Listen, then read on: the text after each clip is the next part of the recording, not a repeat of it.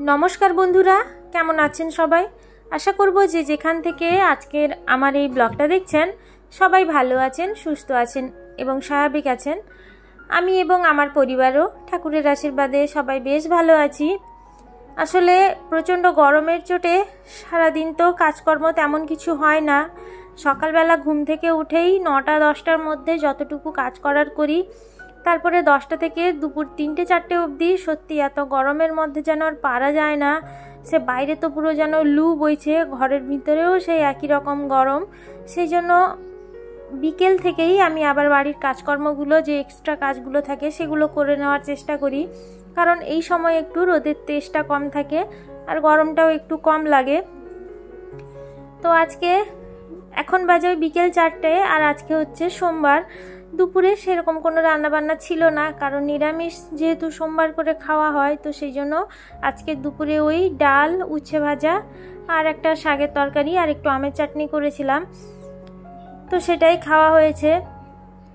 নিরামিষ রান্না থাকলে তেমন বেশি সময় লাগে না, তাড়াতাড়ি রান্না করে বাড়ির যে সমস্ত কাজকর্মগুলো মানে ধরুন ওই রান্নার পরে রান্নাঘর পরিষ্কার, থালা বাসন ধোয়া ওইসবই করেছি।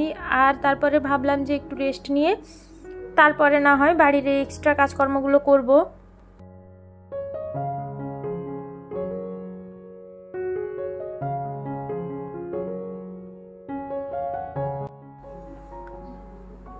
আমাকে একজন দিদিভাই বলেছেন আমার হোম ট্যুরের ভিডিওটা দিতে।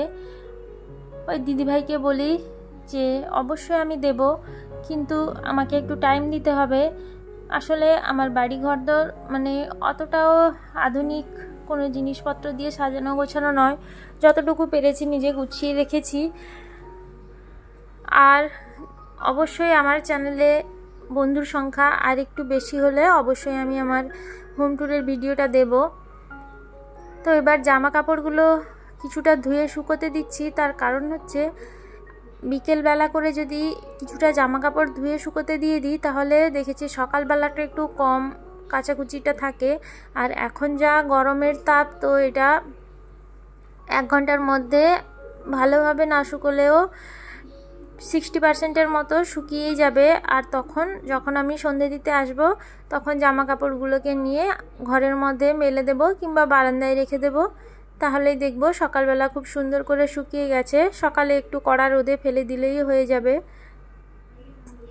এরপর বাড়ির যে বাদবাকি কাজকর্মগুলো ছিল সেগুলোকে করে নিচ্ছি। আসলে কি বলুন তো, যখনই কাজ করতে ইচ্ছে হয় না তখনই মনে হয় যে পরপর সমস্ত কাজকর্মগুলো করে যাই, আর যখন আলসেমি লাগে তখন টুকটুক করে হচ্ছে হবেও ওরকম একটা ভাব আর কি।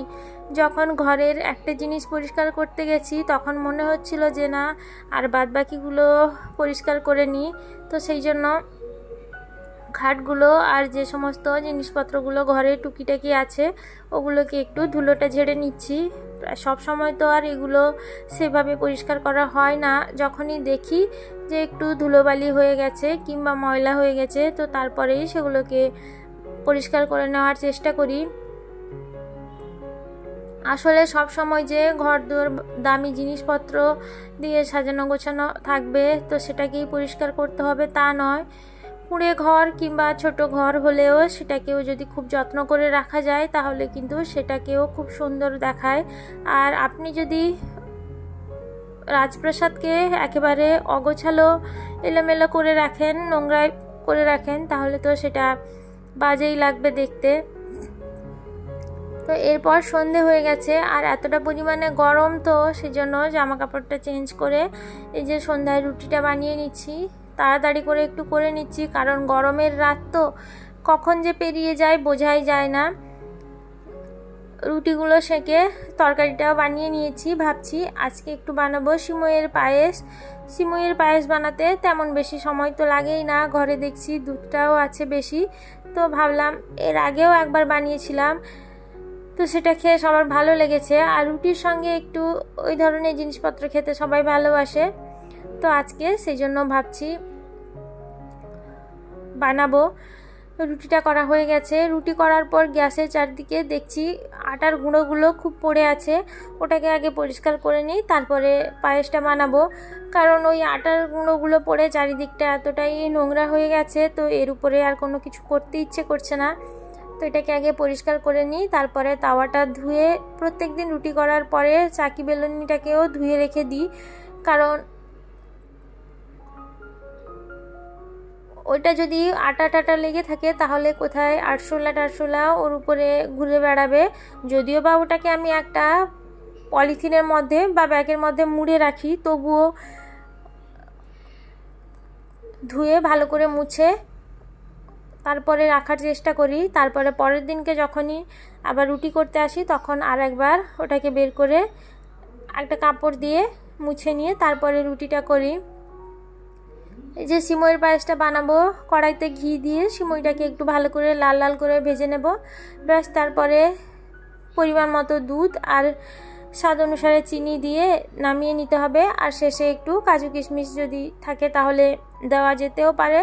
আমাদের বাড়িতে পায়েসে অতটা কিশমিশ খাওয়া কেউ পছন্দ করে না, তাই একটু কাজু দিয়ে দেব। আর চিনিটা একটু মেপে দেব, কারণ বেশি মিষ্টি আবার কেউ পছন্দ করে না। পায়েসটা হয়ে গেছে, এবার রাত্রে খাবারটা খেয়ে নেব। তাহলে বন্ধুরা, আজকের মতো আমি আমার ব্লগটা এখানেই শেষ করছি। আমার ব্লগটা যদি আপনাদের ভালো লেগে গিয়ে থাকে তাহলে আমার চ্যানেলটিকে সাবস্ক্রাইব করে আমার পাশে থেকে যাওয়ার অনুরোধ জানাবো। আর যারা যারা আমার চ্যানেলটিকে সাবস্ক্রাইব করে ফেলেছেন তাদের প্রত্যেককেই আমি জানাবো অসংখ্য ধন্যবাদ। দেখা হবে আপনাদের সঙ্গে আবারও একটা নতুন ব্লগ নিয়ে। সবাই ভালো থাকবেন, সুস্থ থাকবেন, সাবধানে থাকবেন। আবারও জানাবো অসংখ্য ধন্যবাদ এতক্ষণ অবধি আমার সাথে থাকার জন্য, পাশে থাকার জন্য। দেখা হচ্ছে নতুন একটা ব্লগ নিয়ে, সবাইকে জানাবো অসংখ্য ধন্যবাদ।